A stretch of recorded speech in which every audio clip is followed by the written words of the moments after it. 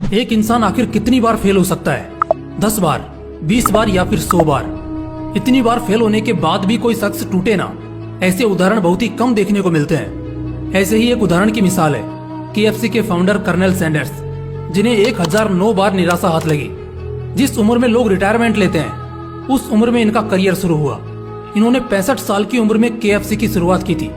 आइए जानते हैं कि कैसे एक के बाद एक कर्नल सैंडर्स को मिलती रही असफलताएं और फिर एक दिन चमक उठी किस्मत।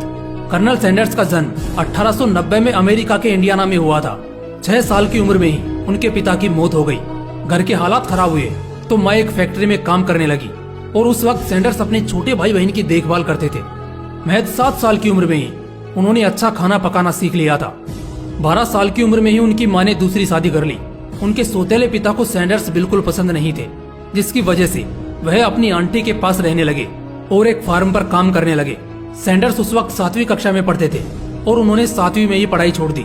इसके बाद वह तरह तरह के काम करते रहे। सेना में भर्ती हुए, लेकिन वहां से भी निकाल दिए गए।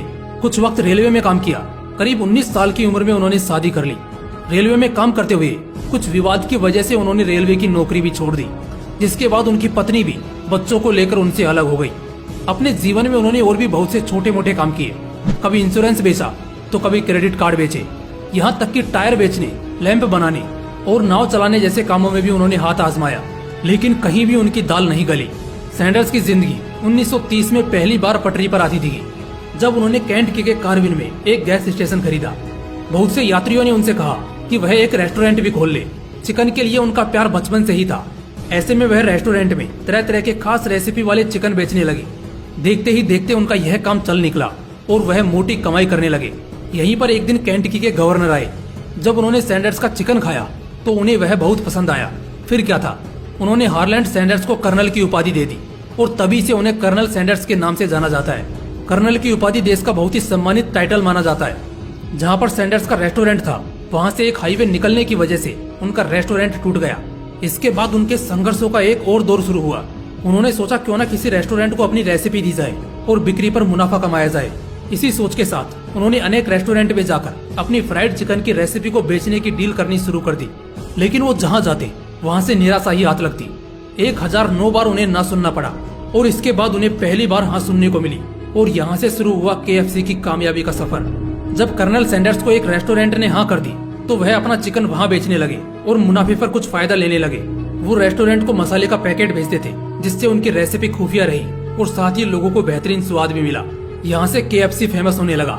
इसके बाद 1963 में अक्टूबर के महीने में एक वकील जॉन वाई ब्राउस जूनियर और व्यापारी जैक्सी मैसी ने सैंडर्स से मुलाकात की और KFC की फ्रेंचाइजी राइट्स खरीदने की इच्छा व्यक्त की। शुरुआत में तो वो मना करते रहे, लेकिन 1965 में उन्होंने $2 मिलियन में राइट्स बेच दिए। डील के तहत ये बात पक्की हुई कि केंट की फ्राइड चिकन कंपनी अपने खुद के रेस्टोरेंट दुनिया भर में बनाएगी और कभी भी क्वालिटी के साथ समझौता नहीं करेगी। सैंडर्स को पूरी जिंदगी $40,000 की सैलरी दिए जाने की भी डील हुई। बाद में उनकी सैलरी बढ़ाकर $75,000 कर दी गई। इसके बाद उनकी कंपनी रेनॉल्ड्स और पेप्सिको समेत कई हाथों में गई और दोस्तों अभी इस कंपनी का मालिकाना हक यम ब्रांड्स इन कॉर्पोरेशन के पास है। दोस्तों 1980 में 90 साल की उम्र में उनकी मौत हो गई, लेकिन KFC पर खास दाढ़ी और वेस्टर्न टाई के साथ उनका चेहरा आज भी KFC का चिकन खाने वालों को उन्हें भूलने नहीं देता। आज के वक्त KFC के 150 से भी अधिक देशों में 22,000 से भी अधिक स्टोर्स हैं।